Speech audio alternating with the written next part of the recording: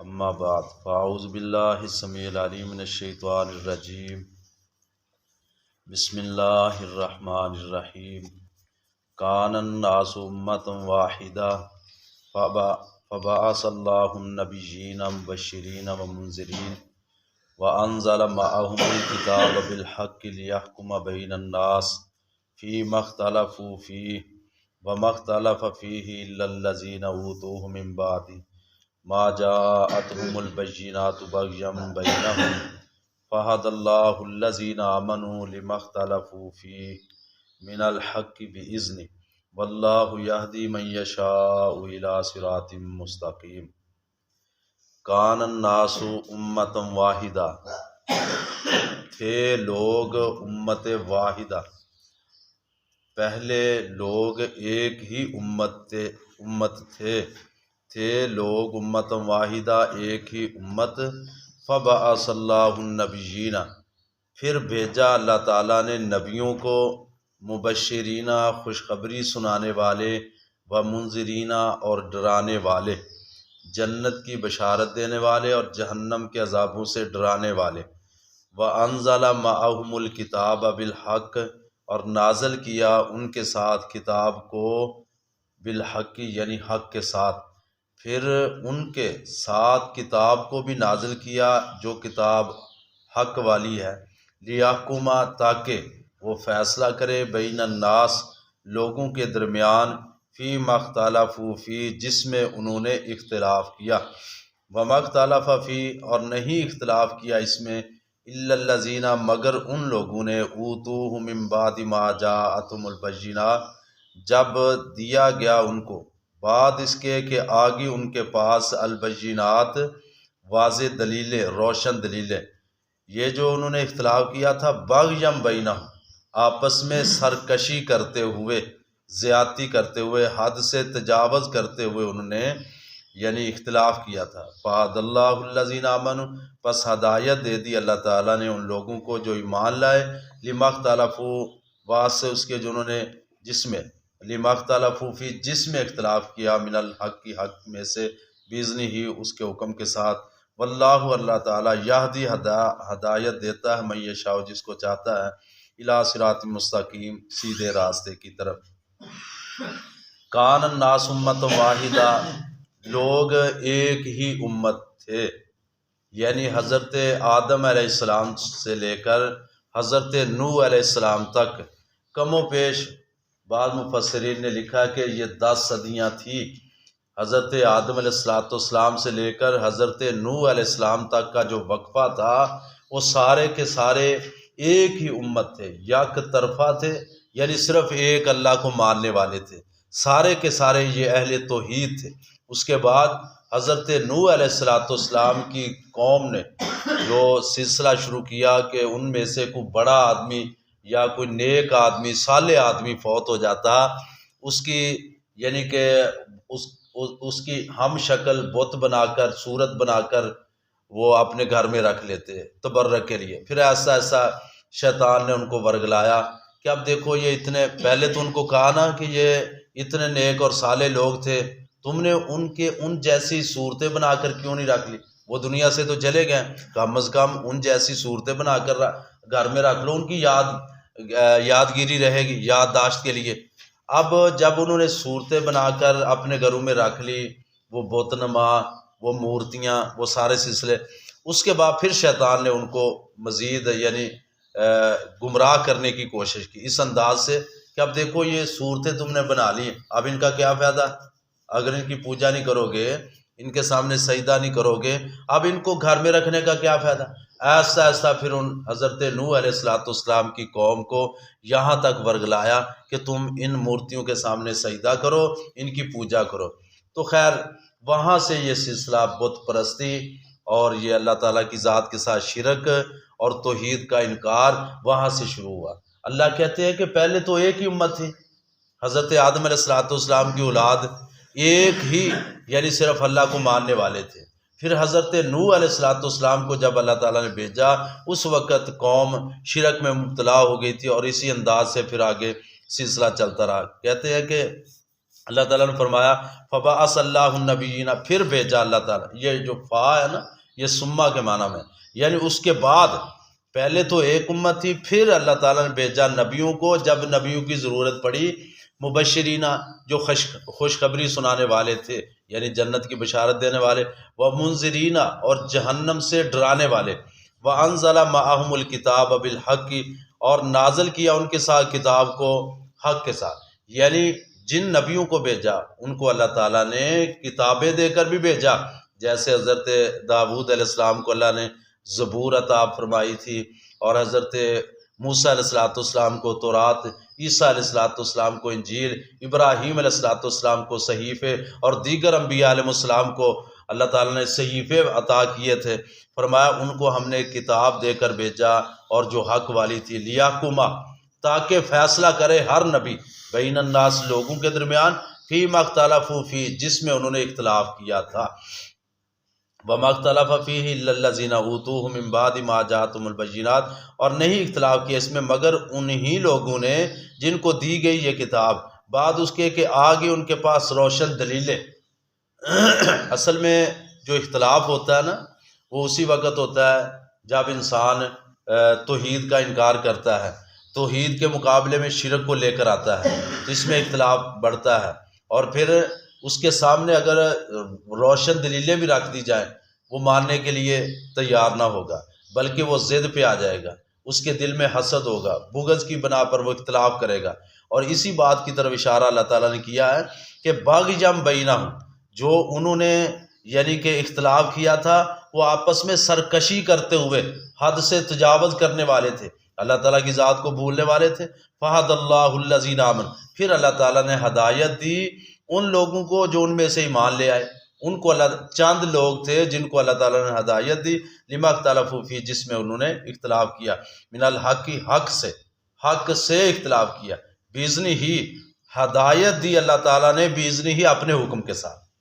یعنی اس کا معنی یہ نہیں بنے گا کہ اختلاف کیا نعوذ باللہ باذنہ اس کے حکم کے ساتھ، اللہ تعالیٰ تو نہیں حکم دیتے اختلاف کا، اللہ تعالیٰ تو ہدایت کی طرف چلانا چاہتے ہیں انسان کو، تو معنی بنے گا فہد اللہ الذین آمنوا باذنہ، ہدایت دی اللہ تعالیٰ نے لوگوں کو جو ایمان لائے اپنے حکم کے ساتھ، یعنی اپنی توفیق سے، واللہ یہدی من یشاء، اور اللہ تعالیٰ ہدایت دیتا ہے جس کو چاہتا ہے، الی صراط مستقیم، سیدھے راستے کی طرف۔ تو اس سے پتہ چلتا ہے کہ کوئی نبی اگر چاہے کسی کو ہدایت دینا تو نبی ہدایت نہیں دے سکتا۔ حضرت نوح علیہ السلام کی مثال لے لو، بیٹا جو ہے وہ کشتی پر سوار ہونے کے لیے تیار نہیں، باپ بار بار کہہ رہا بیٹا کشتی میں سوار ہو جاؤ، میں اپنے رب کے سامنے تیرے حق میں دعا کر دوں گا، اللہ تعالیٰ تجھے معاف کر دے گا، تو بچ جائے گا جہنم کے عذابوں سے۔ بارہا مرتبہ کہنے کے باوجود بیٹا انکار کر رہا ہے، کشتی پر سوار نہیں ہو رہا۔ یعنی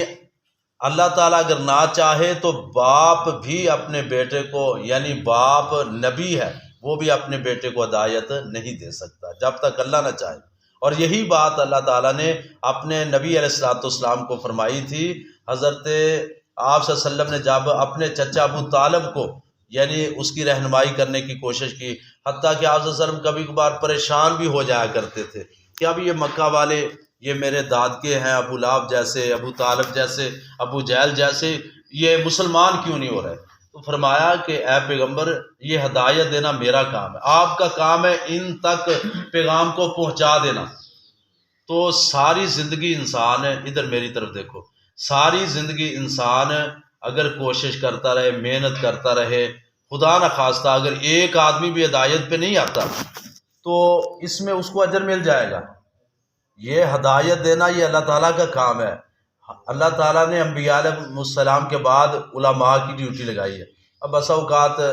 جو علماء ہیں حق پر چلنے والے وہ بھی پریشان ہو جاتے ہیں، پتہ نہیں ہماری قوم راہ راست پہ کیوں نہیں آتی۔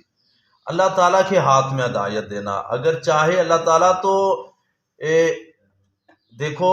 اگر اللہ نہ چاہے تو ایک نبی ہے وہ اپنی بیوی کو ہدایت نہیں دے سکتا، ایک نبی اپنے بیٹے کو، اور ایک نبی وہ بھی ہے جو اپنے باپ کو توحید کی دعوت دے رہا ہے لیکن باپ انکار کر رہا ہے۔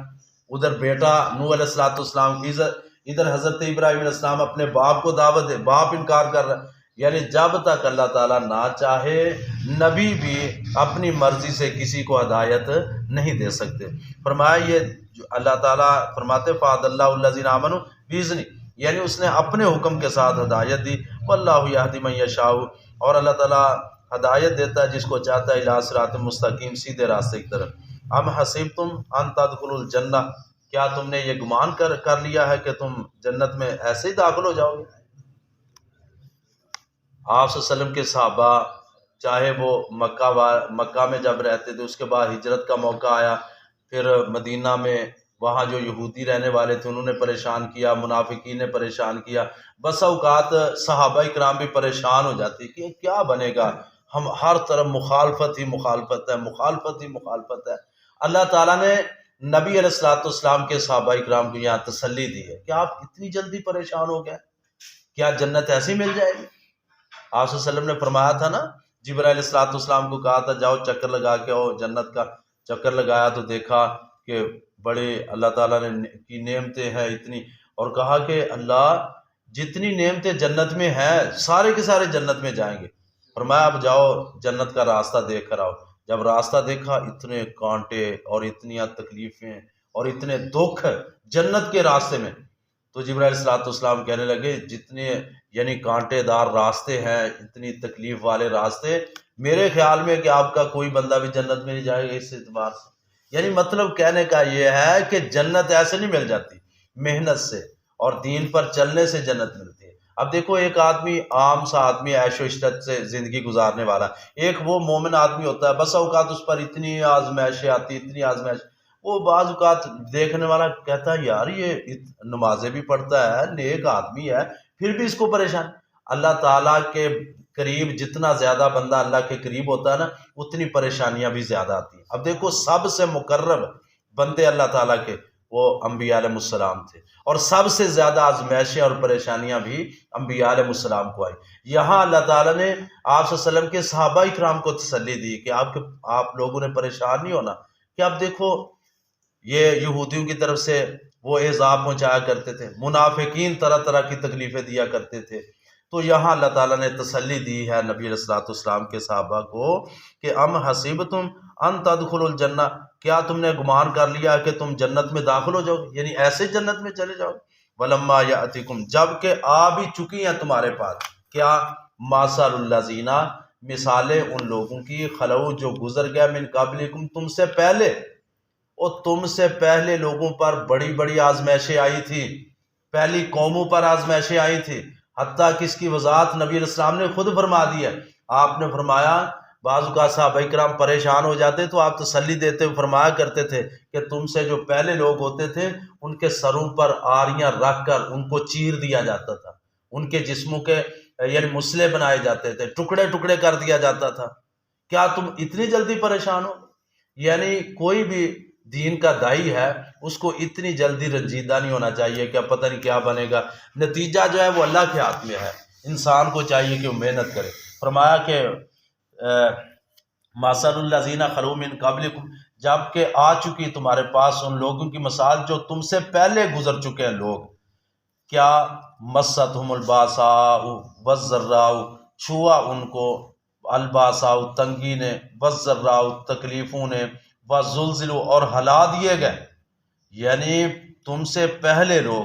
ان پر تنگیاں بھی آئیں، تکلیفیں بھی آئیں، اور طرح طرح کی مشکلات سے دو چار ہونا پڑا۔ مستہم الباساء، چھوا ان کو تنگی نے، والضراء تکلیف نے، وزلزلوا اور ہلا دیے گئے، بس اوقات ان کے پاؤں پھسل جاتے تھے، وہ سمجھتے تھے اب کیا بنے گا، یہاں تک کہ وہ ہل جاتے تھے، یعنی ان کے پاؤں پھسل جاتے تھے کہ اب پتہ نہیں کیا بنے گا، اتنی تکلیفیں، اتنے دکھ۔ فرمایا حتیٰ یقول الرسول، حتیٰ کہ کہنے لگا رسول، والذین آمنوا، اور وہ لوگ جو ایمان لائے تھے ماں اس کے ساتھ۔ اب یہاں رسول سے مراد ہر قوم کی طرف جو رسول بھیجا گیا، اور جس پیغمبر کو اور جس قوم کو یہ تکلیف آئی تھی، تو اس قوم والے اور اس قوم کا جو پیغمبر یہ بات کہنے پر مجبور ہو گئے کہ متی نصر اللہ، کب آئے گی اللہ کی مدد۔ اتنے یعنی ان کو پریشان کیا گیا، اتنی تکلیفیں پہنچائی گئی کہ ان کا نبی کہنے پر مجبور ہو گیا کہ متی نصر اللہ، اللہ کی مدد کب آئے گی۔ الا خبردار، ان نصر اللہ قریب، بے شک اللہ کی مدد بہت قریب ہے۔ اللہ خبردار، ان نصر اللہ، بے شک اللہ کی مدد قریب ہے۔ کیا مطلب؟ صحابہ اکرام کو تسلی دی جا رہی ہے کہ اللہ تعالیٰ دیکھنا، پرکھتے ہیں، اپنے بندوں کو دیکھتے ہیں، آزمائشوں میں ڈالتے ہیں۔ کون میری طرف سے جو آزمائشیں ان پر پورا اترتا ہے، اور جو آزمائشوں پر پورا اترتا ہے اللہ تعالیٰ ان کو پھر دنیا میں بھی عزت عطا کرتے ہیں، آخرت میں دین کی خاطر اگر کوئی دکھ آ جائے، دین کی خاطر اگر کوئی پریشانی آ جائے، اگر لوگ زبان سے تکلیف دیتے ہیں یا ہاتھوں سے، تو یقیناً یہ انسان کی بہت بڑی کامیابی ہے۔ اگر دین کی وجہ سے اس کو دکھ اور تکلیفیں برداشت کرنی پڑتی ہیں۔ فرمایا کہ رہی بات اللہ کی مدد کی، اللہ خبردار ہے پیغمبر آپ بھی اپنے صحابہ کرام کو کہہ دو کہ اللہ ان نصر اللہ قریب، بے شک اللہ کی مدد بہت قریب ہے۔